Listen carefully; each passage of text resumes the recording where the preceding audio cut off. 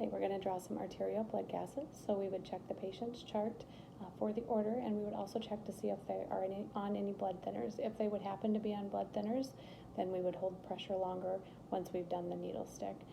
So then we would head to the patient's room. Hello, Mr. Blank. My name is Trisha. I'm with Respiratory Care. Today we're going to draw some arterial blood gases. That's what the doctor has ordered. It's a little bit different than what you have been receiving as far as your blood draws. It's going to be a little bit lower on the arm, and it's coming from the artery, not the vein. So we'll do a quick test on your arm to make sure there's enough circulation, and then we'll complete the blood draw. So I have my supplies. I have my needle, Band-Aid, alcohol pad, gauze pad. We have a cork device to place the needle into when we're done, and then also a device to remove the bubbles, any bubbles from the syringe afterwards.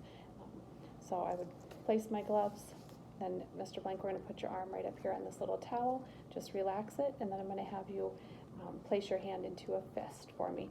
I'm going to put pressure on both the radial and the ulnar arteries.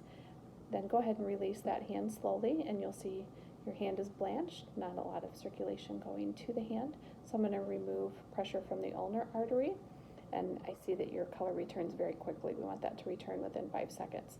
That tells us we can perform the test on this arm. So let me prepare your arm. I'm going to rub 30 seconds in a circular motion, and then clean my fingers. And then let's prepare our needle here. So I would palpate, and then we're going to go in at a 45-degree angle with the bevel up.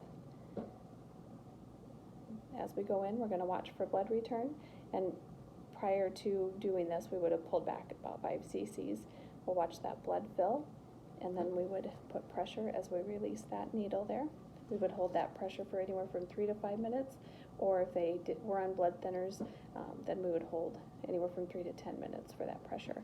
Then we would place our needle in the cork device, and then we would hold that for the specified time frame, check the site, and then we would place the Band-Aid. Then we would remove any bubbles from the syringe, and we would get that sample to lab.